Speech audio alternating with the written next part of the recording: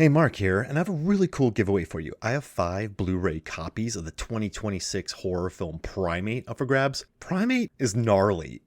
I know Johannes Roberts directed it. I'm a big fan of Strangers Prey at Night. I like the 47 Meters Down film. He's just a very efficient horror director. And so watching this movie, I didn't know what to expect, but there's a lot of great swimming pool action. And the violence is much more than I anticipated. And it's just a well-made, well-acted, fun horror film that just wants to entertain people. So if you'd like to win a copy, just shoot me a message. Be like, Mark, I love the flare scenes in the 47 Meters Down movies.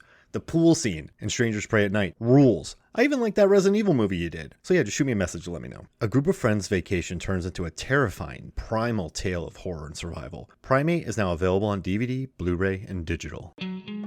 Hello and welcome to Movies, Films, and Flicks. I am Mark Hoffmeyer, and joining me, Megan Hoffmeyer. Sarah Newark, DJ Valentine, Billy Business, and Brendan Peters. This is Nadia Boetes. This is Nathan Leahy. It's David Cross. It's Jake Blewett. Norbert Morvan. It's Lisa Leahy. Joey Lewandowski. John Levingood. Professor Mike Dillon. Nick Riak. Niall Moore. Adam Youngblood Hodge. Eric Hoffmeyer. It's Johnny Nunn. Hello and welcome to Movies, Films, and Flicks. I am Mark Hoffmeyer, and joining me is a man who has no idea what a futon is. It's John Levingood. You know, there was a time, Mark, probably around 5th or 6th grade, when it was really cool for your friend to like have a futon in their bedroom. Yeah. That would make sleepovers easier. And I don't remember which friend it was, but I do know that there was a time when I was 12 or 13 and someone said like, yeah, you just sleep on the futon. And I'm just like, what? Like they may as well have said sleep on a bologna sandwich. It didn't make my brain wasn't making sense of it. Sleep on the what? The futon. Yeah, You know, I get it. and this is before like IKEA was super duper mainstream all over the place, where, like IKEA kind of taught us that every piece of furniture has a name in the retail business. Yeah, I didn't learn about futons probably till college as well. It was a little revelatory. You didn't have to take the cushions off and then pull the bed out of the couch, It was You very just, Japanese. You just unfolded it. yeah, so nice. But yeah, I love it in this scene where Dolph's like, I got futons, and Brandon Lee, what's a futon? But he was, oh, John, before we get into this movie, it's insane. This movie's not even 80 minutes. Oh, wait, is it not even No, 80 minutes? it's 79 minutes, but if you add in that the first 3 minutes are just a naked Yakuza man's being filmed for 3 minutes, and then you have the end credits, which is probably at least 6-7 minutes. I mean, this is a film that's 72 minutes, so an hour and 12 of just movie, and it doesn't need more. There's word on the street that there's a 90-minute cut. John, I don't want it. I don't want a 90-minute cut. Mark L. Lester, director of Commando, class of 1984, big fan, but the 79-minute Showdown Little Tokyo is perfect because it's crazy. But before we go, John, I have a question. So this is Dolph Week, but I want to know something. So it's a two-part question. This director, Mark L. Lester, directed Commando. So I want to know something.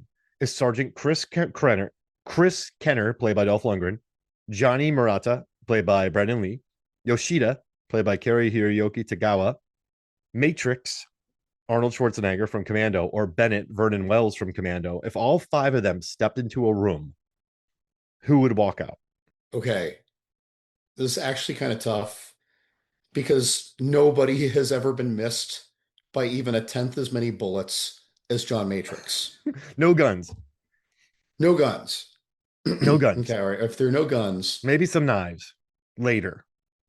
I mean, we want to believe John Matrix is stronger, but they made Dolph pretty just in a moment in this movie rather unreasonably strong. Yeah. Yeah. And John, he goes from standing there to jumping over a car that's going about 45 miles an hour. Granted, it's a convertible, but he clears a vehicle a lot. And we're not talking like a Miata. We're talking about an old school Cadillac convertible. He clears it by just standing there. Like it's no momentum, just jumps over it. And he also lifts a car as well. So he is ridiculously strong. And I'm glad I had the word dick in there as well because of his character. But Matrix, though, right? He can hold up a guy with one arm. and just hold him straight out. He can carry tree branches around, ammo. He can fall out of planes. Like these, they're both ridiculously strong. They're both OP, but like overpowered. But who? This is my theory, and I want to hear if you think they're both T-800 endoskeletons under yeah, there. exactly. I mean, it is kind of nice though that like Dolph will lose. He loses some in this, but yeah, but this is how I think it would go down. Johnny and Chris are going to team up immediately. Matrix doesn't have anybody else in the fight, so Matrix is just going to fight Bennett, right, and take him out. Chris and Johnny are going to take out Yoshida, which is going to leave Chris and Johnny against Matrix. And I mean, Johnny in this movie can carry his own. I know he's just a dude from Pasadena whose dad was a dentist and he knows about malls, but he's been training since 4, and Dolph has been training his entire life. So it's going to be the two of them against Matrix. Who wins? I mean, probably the two of them. Yeah. It's probably the two.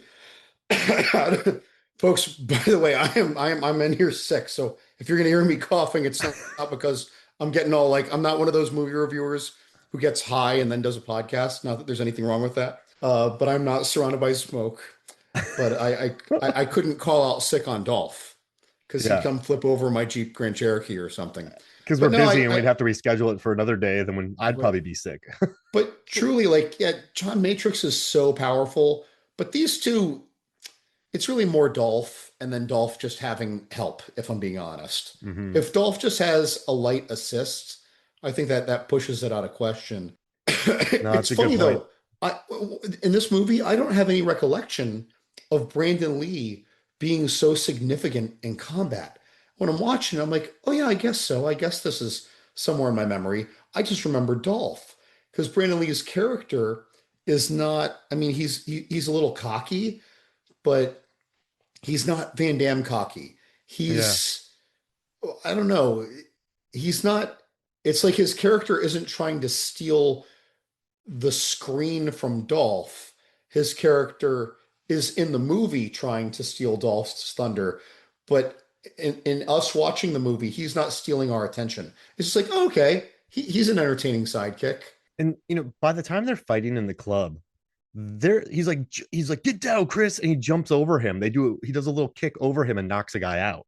They start Right. working like raptors 3 minutes after meeting each other. And also too, the 1969 Oldsmobile 442 Holiday Coupe that Dolph lifts, it weighs between 3,800 pounds and like 3,800 to 3,816 pounds. And he just picks it up on its side. Woo! And he's carrying Tia Carrera, and he jumps off of her from the second floor or the third floor to the second floor, turns around, shoots a guy after exploding through a window. Those are T800 hydraulic pressurized knees. Yes. And when he kicks people, it's not a side specifically when he side kicks people, it's like a cannon shot them. Like it's like they got hit by a cannonball. So I love that he's just so OP in this movie.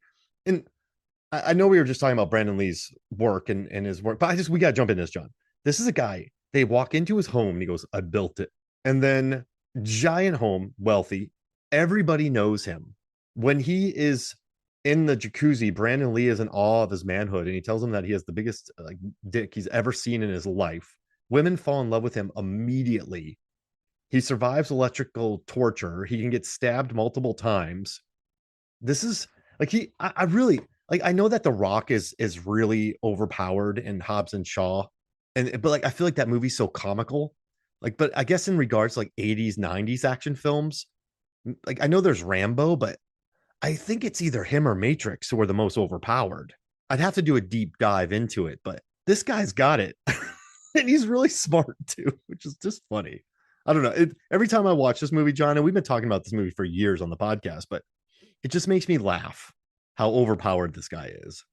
I mean, and it's a lot of fun too, though. Like you could roll your eyes at it a little bit, but I love it. He plays it so seriously. Yeah. And it works so well with Brandon Lee. And Brandon Lee is like, he's like us. He's like, what is going on right now in the movie? Listen, champ. My dad's a white guy, a dentist. I know about malls. Like I love him in this movie. And he doesn't eat sushi.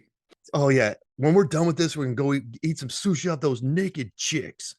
But this movie, so it's basically about a bunch of very horny gangsters, Yakuza. Yakuza, battling two kind of cool cops who become best friends immediately and then form a nice little bromance. But like there's action scenes probably every 3 minutes. There's nudity every 2 minutes.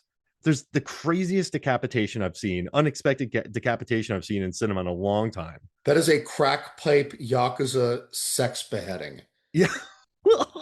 And There it's was a crack pipe in there for no reason other than it was the 90s. and like it's crack and it makes crank seem like decaf. And like if this hits the shores, America's toast. And he's gonna distribute it through beer. Like whoever wrote this, the director said that he wanted to make this a heightened reality, but he did. He created just a gonzo little movie. And it sucks that the studio lost footage, like lost not footage.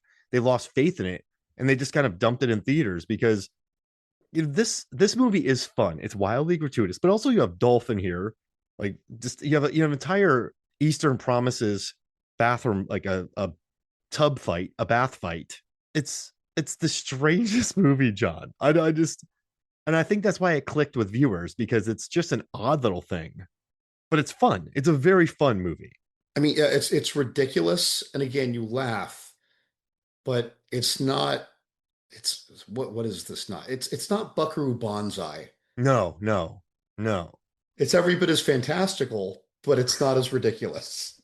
Yeah, you expect aliens like this. You expect Dark Angel, like Dolphin Dark Angel, and it's like I love his overpowered run. Remember in Red Scorpion how he just murders people, and then Dark Angel he can kill an alien. Universal Soldier, I mean, he's a universal guy, so he's powerful. Rocky IV, he's the most powerful human being on the planet. So it's I love Dolph's run of just hyper powerful. He played He-Man, so I kind of love He-Man it. was his most grounded character of all the ones you just mentioned.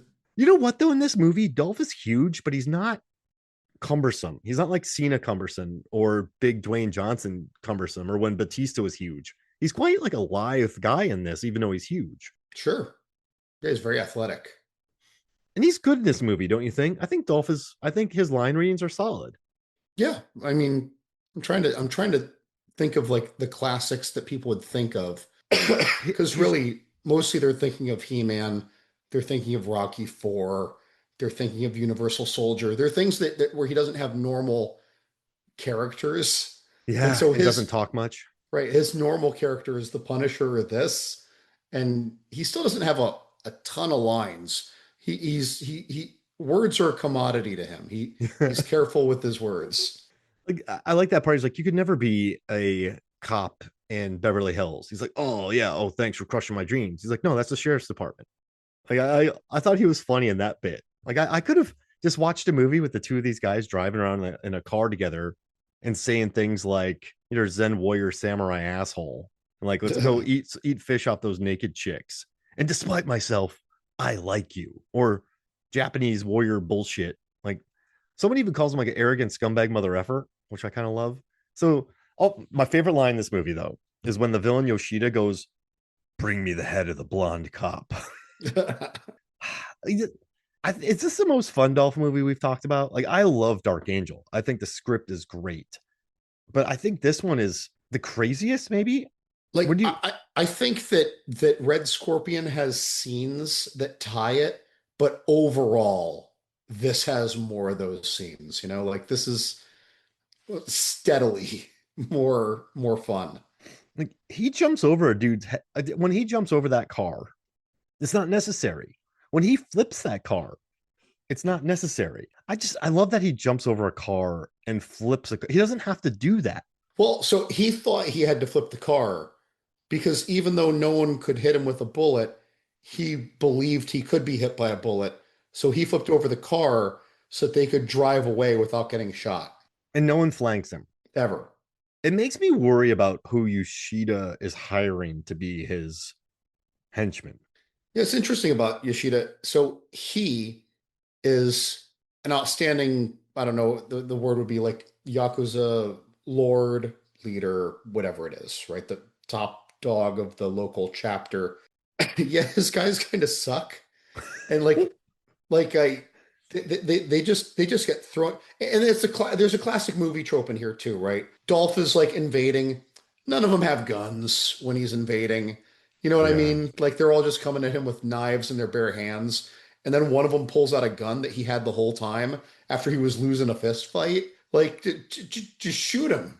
But, that wouldn't be as fun to watch, obviously.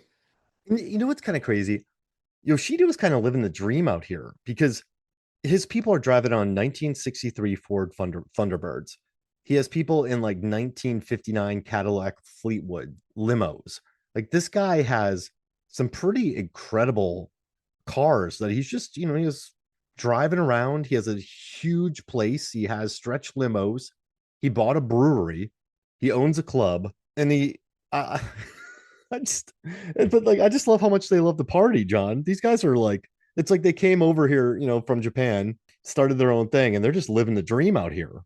It's funny too. He kind of seems like the kid from Project X, but not in the reluctant way. Like his parents are away for the weekend. Like the main Yakuza big dogs are, I don't know, in other big cities or in Japan, and he's just doing his own thing.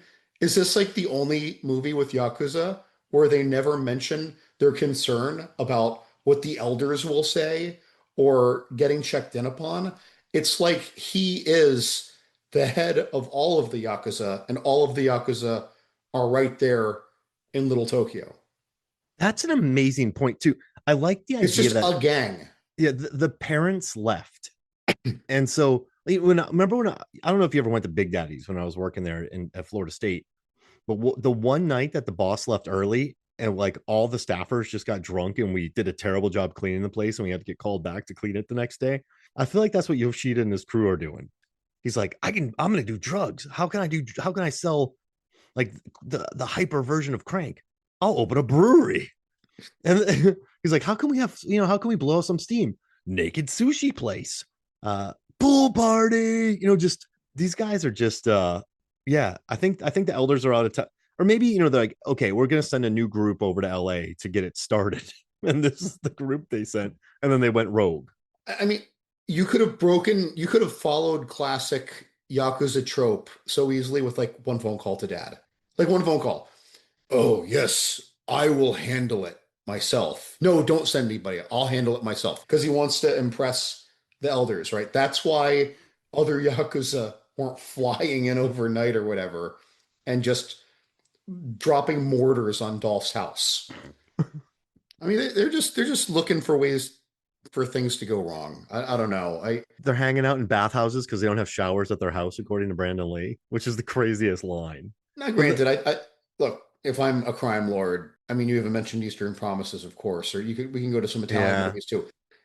You gotta have a bathhouse or a steam room or someplace for the guys to get together. No wives around just talking bitch about your lives or whatever. I just these like when Scarface is living the party phase of his life, that's what these guys were in. And they Dude, they're living like teenagers.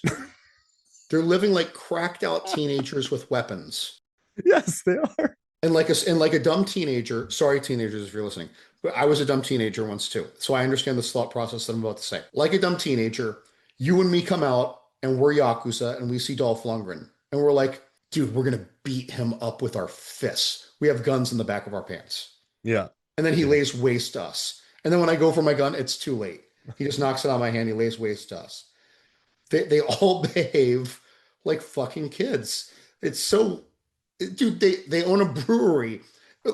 Let's look at the silly childishness of our leader's plan. I'm gonna open a brewery and I'm just gonna fill the bottles with crystals of drugs. No one will ever know. Like ever. No one will know. And it's Like, not even a back room. He has them right out front. And his plan's not great because no one else is into it. Like, what about that cop? And remember that one guy? I mean, that one dude did deserve to get his arm cut off, but like he's new in town with all these gangs, and he's like, "Yeah, I got it." And then just the one guy who has a blood feud, and I love that they all leave too. Like, we're out of here. Get your business straight. So he's not really good at what he does. All of his bouncers get beat up. Even when he electrocutes Dolph, they just leave one guy in there. So you know what it seems like? He seems like a pretty good assassin because he did kill Dolph's parents. He kills Dolph's parents. He might just have worked his way up, and now he's not a leader. He's just more of a violent guy who likes to party. You know, in those movies where there's like the crazy brother who always gets killed off in the movie? Like he's if the crazy brother became the boss. Like if Quentin Tarantino from Dusk Till Dawn became the boss. Yes, exactly. I feel like those brothers are, oh, Donnie, you gotta stop. Like, oh, Dude, you gotta stop. I love you, brother. I love you. Yeah, but I love murdering prostitutes and doing crank. I just can't stop. You gotta stop, man. I just love killing cops. You know, like, stop. I love selling babies. You gotta stop. You know, just, but then that guy becomes crime boss. That's what I think it is. and again, and how does he kill the the call girl who's going to be a problem? Okay, quick, give me some drugs. We're going to make her do these drugs. It's enough drugs that she'll be dead in 20 minutes. No, no, wait, that's not good enough. No, I'm taking my shirt off. I'm going to bone her. I'm going to bone her while she's on the drugs. Wait, no, hey, he puts out his hand. Frankie, give me the sword. Yeah. Give me the sword. It's not enough. Give me the sword now. Wait, are we filming it? We need to be filming this. We need to be filming this so we can show people later. Frankie, give me the sword. Okay, all right. And now I'm grabbing her boob and no more head. And then later we're gonna call this back like a power hungry kid in an abusive relationship when he's like, Tia Carrera, come on, you and me. Oh no, watch this video. These are the behaviors of a sadistic 14-year-old. Yeah, it is. This is not the way that the Yakuza crime lord would be like, look, here's a video. I cut off this girl's head. I'm just going to show her. I'm going to make a point. You're my girl or you're dead. No, he's messing around. Yeah, yeah. He's literally testing the waters of the pool of this potential ego trip where he doesn't know what the limits are yet. He's literally a drunk teenager. And he runs into a pair of just Mighty Morphin LA cops. Very much. That is what Brandon Lee is, isn't he? He's kind of like a hard PG-13 Power Ranger. He's super amiable. I love when he gives Dolph the high five. He's still kind of goofy, but he's been fighting since 4. I love when he's how long you been fighting since 4. Oh, that explains why your form is so bad. He's like, I was 4. Oh my gosh. Yeah, so you have an insane villain, and you're right, that lady would have been dead in 20 minutes. So they could have just been like, there you go, peace. But yeah, then he chops off her head. Clean. But why is he doing this? I mean, it's not seducing her. It's really more of like a rapey thing that he's doing. Because right? it's an R-rated movie in the 90s. I guess, but if we're Oh, trying to the give movie logic. if we're trying to give logic to the bad actor's behavior, like why is he do? He's like, yeah, let's let her think that she's gonna have sex and no, dead. I don't understand. I over the top 90s-ness. It basks in this drug wars era without over focusing on the drug wars, like Out for Justice or how Predator 2 was just awash with this drug war stuff, right? Oh, there's so many drug wars in the 90s. Oh yeah, 90s loved a good drug war. Loved a good drug war. And, and then you just have these cool, and like Dolph just keeps ripping shirts. I wish he would have ripped about 7 more shirts in this movie. And just like Red Scorpion, when his house is being raided, he's running around in shorty shorts. Yeah.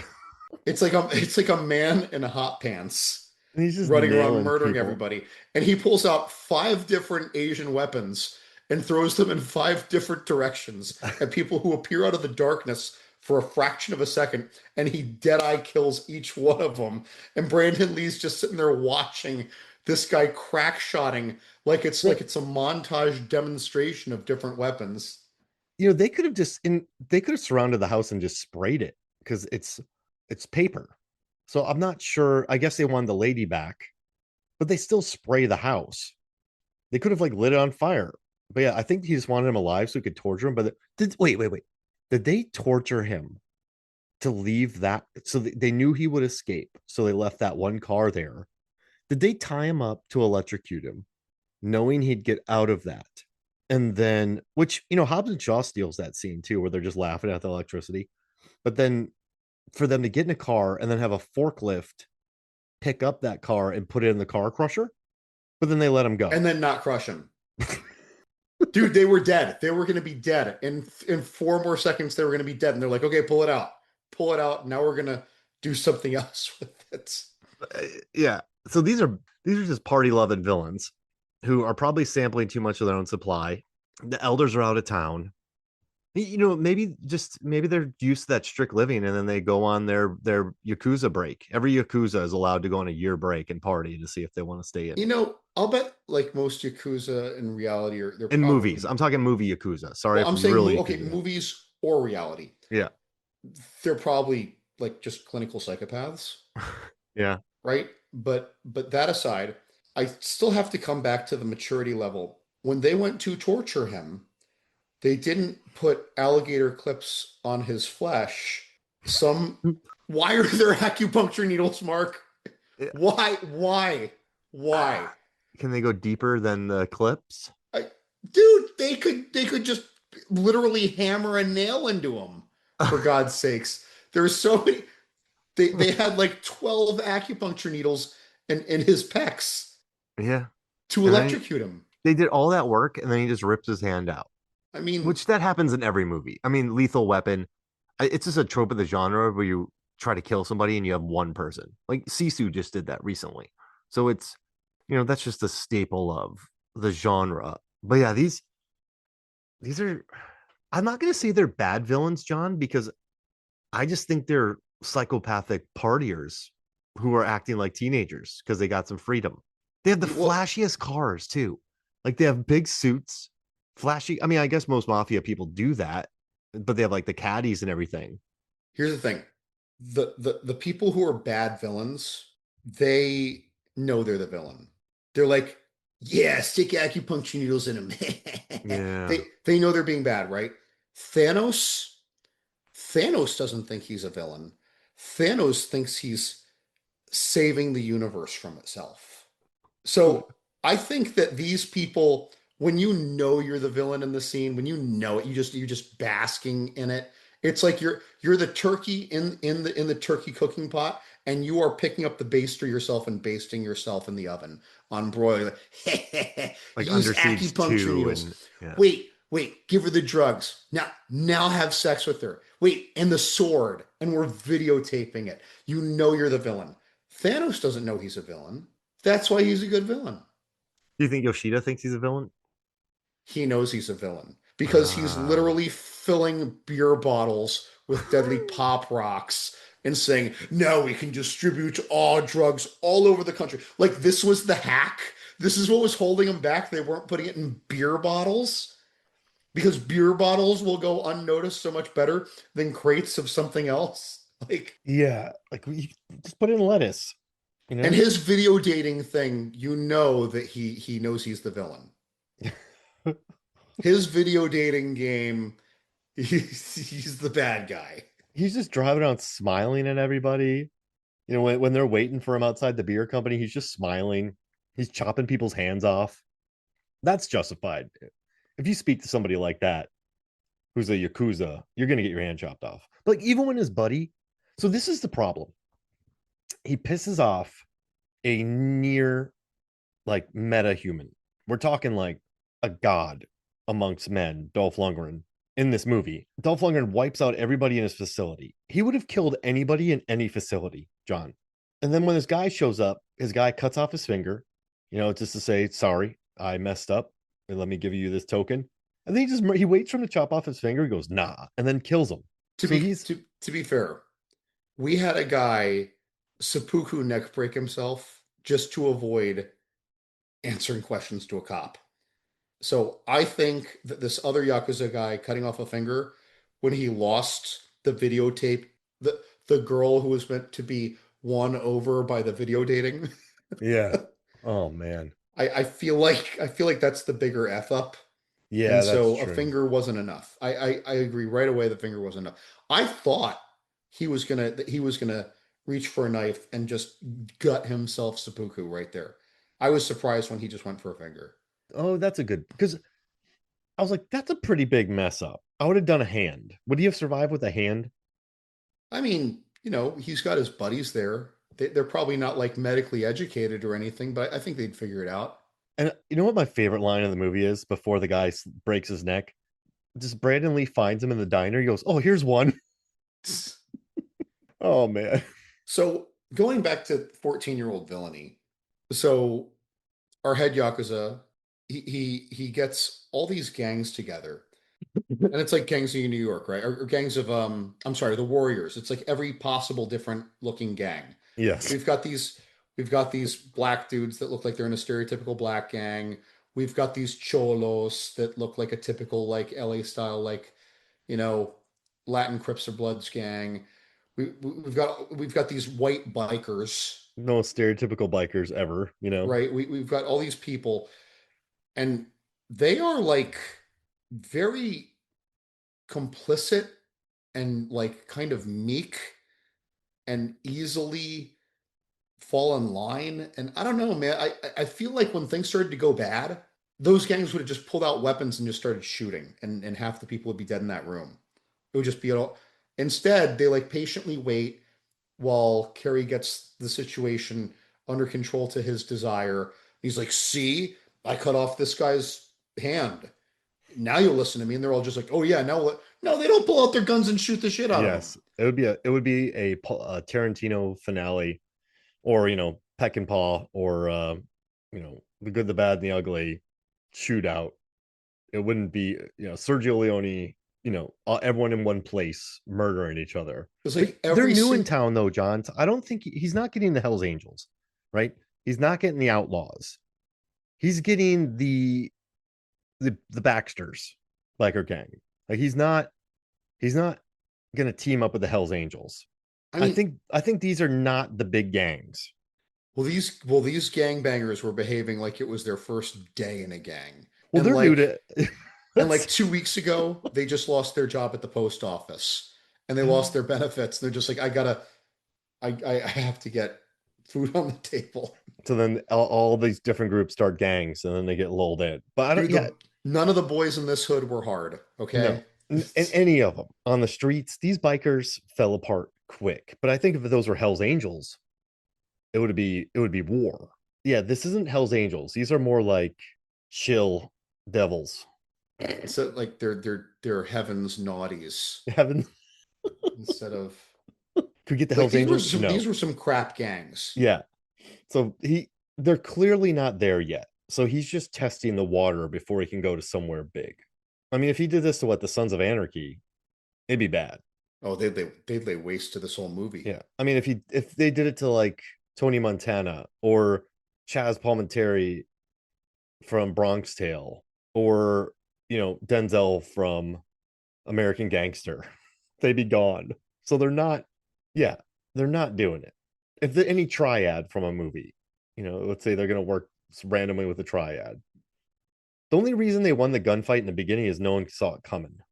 They just showed up and started shooting people. And everyone just sprays bullets too. I don't think any of them ever used a gun before. They are day one at the job. I applied to be a CPA at 3 different firms. I didn't get a job. There was this Yakuza ad, so I showed up. I mean, these guys, you know what I love about this movie? They're much like the guards from Commando, who I actually did the math one time. I figured out how many bullets missed Arnold in that film. I don't have the data on me now, but these are the same guys. Like this, whatever militia that they paid for, this is the D squad. And so I think in the beginning with the fight, they had run the property for a long time. They got lazy. New guys show up, horrifying gunfight, not good at all.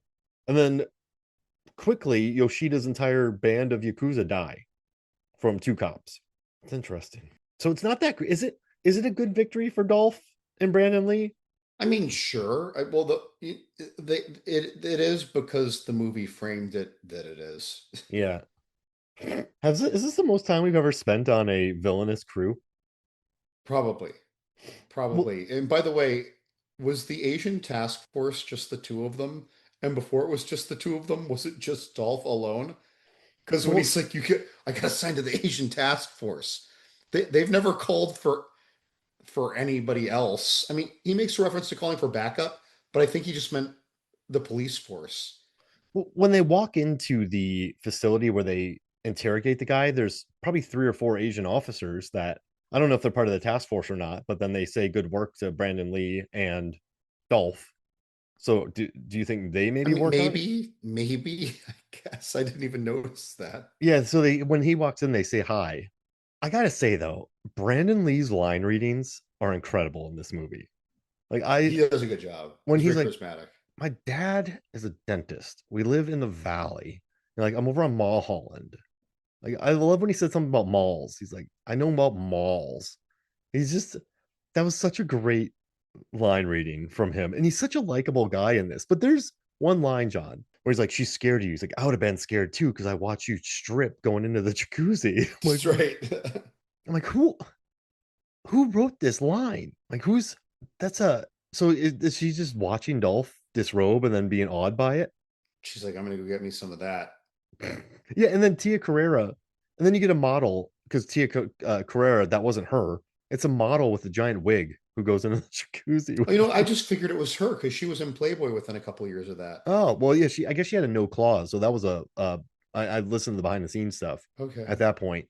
But yeah, I love when there's always like a double with giant hair because they just slap a wig over someone's head, and he's just all these criminals are coming for him, and he's just hanging out in his bathtub.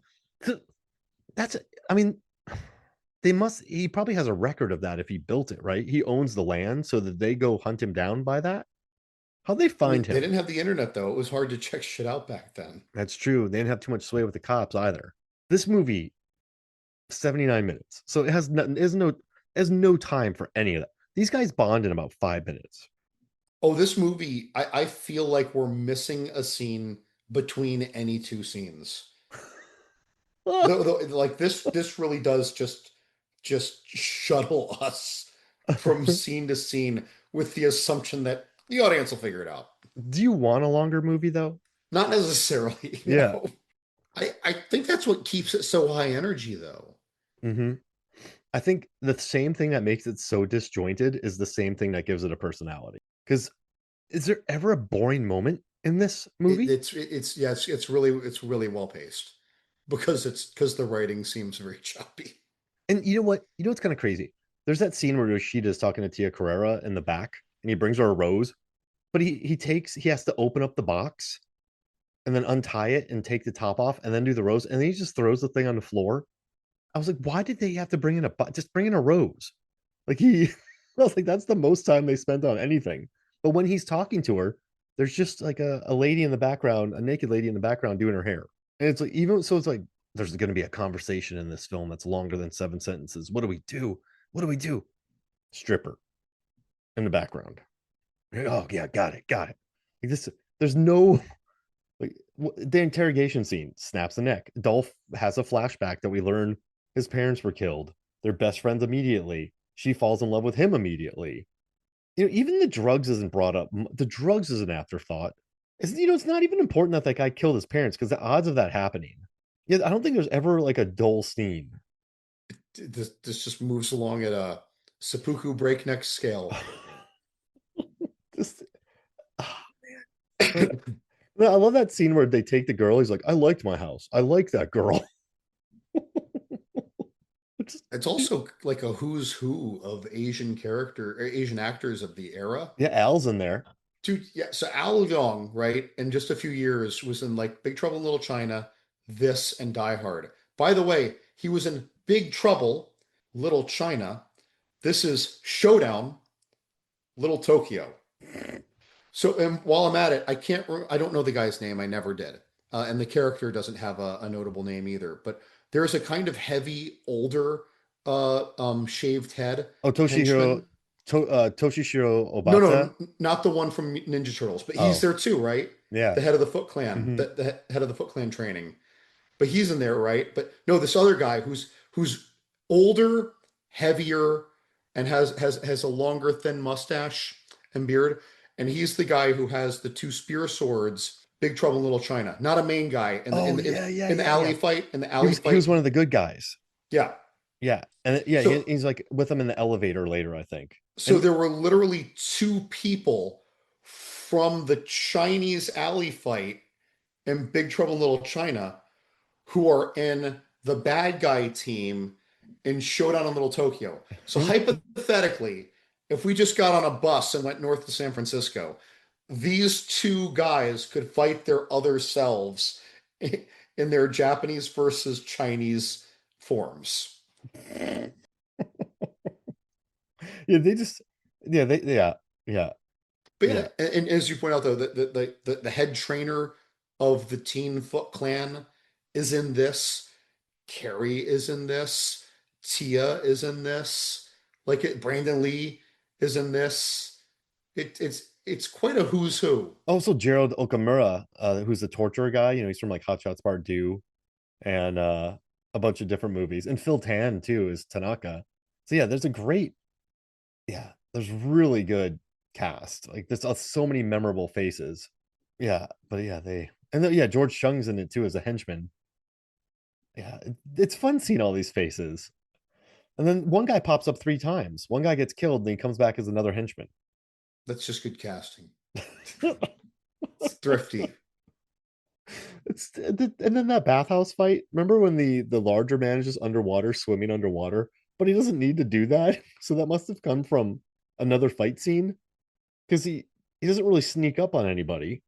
And also, there's a really bad fall in this. When Johnny sweet kicks that dude, falls right on his lower back before he lands in the water. Yeah, there were actually a couple rough looking falls in that bathhouse fight. Because I don't know if he can control that well because it's probably wet. But yeah, he Well, gets and there's no way to stunt fall it because it's like grated wood. yeah. You can't fool us with like a false floor that's soft because it had grating. So you saw that fall, right? That thing was gnarly. There, dude, th- I saw people fall on their hip on the corner and then fall into the water, and I'm like, is that actor okay? But, all right, so let's see who did it. Oh wow, Pat Johnson did the fight coordination. He also did like Karate Kid, Enter the Dragon. He did stunts, Mortal Kombat. It's like that's a pretty. And he also our guy. He did Punisher Warzone, which is pretty awesome. I love that movie. But yeah, he was a fight coordinator in Mortal Kombat. And then you also had, let's see, what's his other name? You had really big and Clint Cadena on this as well. He's the guy who did like Minority Report, Constantine, Blade. He did the fights for Blade. He did the martial arts choreography for The Matrix and Under Siege 2, The Crow, another Brandon Lee movie. So you have a good. I don't think the action's. No, the action's not good, That's not bad. but it's not bad. And I like when Dolph and Brandon Lee work together in the club. I like. I mean, the house fight's insane because he just plows through glass and jumps off a building, shoots a guy, and then flips a car. That's pretty lazy. But I do. I think that. I don't know. It's not hot. It's like, is the action good in this? No. It's enjoyable, is what it Yeah. is. And you know what's nice about the final fight is that Dolph and Cary, I don't know, I feel the weight of those swords when they're fighting, and it's not the prettiest of fights, but you can tell that they both trained really hard for it. And then when he dies, he gets stabbed to a wheel that starts spinning with fireworks. Did you notice when he got stabbed all the way through that the sword To the entered him side. going one angle and it came out going a very different angle? Oh man. Yeah, this one, I think the director, there's not much out there about it. And I think the director had to fight the studio a little bit because they sort of, Dolph wasn't the hottest property at this point. And then Brandon Lee was very much so making a name for himself. And he hadn't made Rapid Fire yet or The Crow. So yeah, this wasn't the biggest budget. But man, I'm telling you, this movie's fun though. It's so gratuitous and it's so over the top. And it's I don't know. It's so fast. And I think Dolph, when he's like, you have the largest dick I've ever seen on a man. Thanks. I don't know what to say. Like I love that character though. Like he's so earnest about not being able to be a cop there because he's a sheriff. Or I like when he's like, I like that girl. Like he's strangely amiable in this movie. And then Brandon Lee's really likable. And anytime Carrie's a villain, he's great. And he's just kind of like a teenager on a crime spree. So it's yeah, man. I don't know. I wouldn't trade. I don't want more of this movie. I don't want less of this movie. Do you? Where would you? Okay, so if we've talked about Dolph's action films, right? We've done Red Scorpion, Universal Soldier, Dark Angel, and this. Where would you? How would you rank them? Oh God. Like like in terms of like desert island status, like Yeah, something that just I like just watch all the time. like what's your like? What would What would you watch? Oh, and Universal Pun. Soldier, I can watch the most. Yeah, that's very I can watchable. rewatch that. That's like a classic for me. Then I Masters of the Universe. Oh yeah, yeah, And then I think it's going to go to this Dark Angel, Red Scorpion. that's fair. Because Red Scorpion's great, but I don't know how much I would want to watch it. Punisher, I don't know if I would watch. I think Dark Angel's my favorite of all these. That's right. I didn't even get the Punisher in there. I just love Dark Angel so much. But you see, Dark Angel though, like unless I was introducing someone to it who had never seen it, that's once every 5 years tops for Got me. it. You know what I Yeah, mean? Like it, yeah. I'm going kind of on that kind of basis. Universal Soldier just gets heavy. I love his speeches, but you get the ears, but then you get the cheeky. Oh man, that's such a good movie. I He love has a all these lot of films. cheeky lines in that in the Yeah. grocery store and he's got a lot. You know what's interesting on IMDb? Dark Angel, Showdown, Little Tokyo, and Universal Soldier, they all have 6.1 That's not on bad. it. No, because I think all three of those movies, Showdown, Little Tokyo, well, I'm going to say it again, drinking game. It's fun. It's 73 minutes without credits or opening credits, or, very short, brisk. Brandon Lee, a lot of chemistry. They work well together. Actors look great. Dark Angel has just a very funny script and a lot of little characters that I enjoyed. And Universal Soldier is just a good big budget action film. I think it's Dolph's best. Like Dolph is unhinged. He's great. JCVD is funny. The supporting characters are good. Decent final fight. But they all offer a little something more. And they're all short too, which is kind of nice because Universal Soldier's 100 minutes. Dark Angel's 91. So, I mean, his movies are short. Well, Red Scorpion's hour back then, I 37. think the average running time for a movie was 90 Yeah, minutes. that's true. Because you could put credits in it and then run it to 2 hours on cable. If it was 2 hours, then you got to add like a 2.5 hour chalk, like block, if that makes sense. Yeah, cut Yeah, out some scenes. yeah. When I No, was a but kid, I remember it was like super unusual when a movie was like an hour and 50 minutes or 2 hours and 10 minutes. Like that was weird. Not weird, but it was uncommon. like when Titanic came out. Man, that's a long one. But yeah, I don't know. What any other thoughts about this? You know, it's more fun than I remember it being. I Hmm. haven't seen this in a really long time. Like truly, probably not since like college. Spoiler alert, that's over 20 years ago for me. So I probably haven't seen more than 10 minutes of this movie in over 20 years. Back when I was younger, I saw it many times, but this one is distinctly more fun than I remember it being. And you know what else?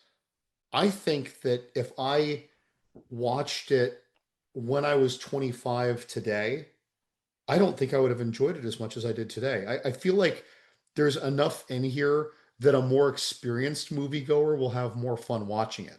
Like someone who's older, who's just seen more stuff, who realizes some of the troped up or stupidness of it, if you will, or even appreciating the nature of all the scenes that seem to be missing in the plot, yet it seems to work for it. These are not things that 25-year-old John would have thought of, or we wouldn't have been talking about this in the same way. So it's a lot more, it's easier to appreciate, and I think it's more fun. Yeah, yeah. I I remember. it's it's a good this movie's a good time.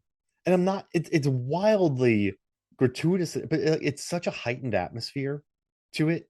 And I really like, Carrie in this. Like, I think he's actually having a lot of fun in it. And you could tell that he's just, I don't know, him and Shang Tsung just makes me, but yeah, he's just Also, a, wait, within like a year of this, he and Tio were both in Rising Sun oh, I don't remember much of that one. with Sean Connery and Wesley Snipes. Yeah, He's always a welcome person on camera.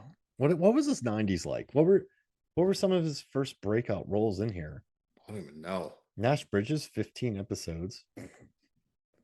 Let's see. Oh yeah, Rising Sun.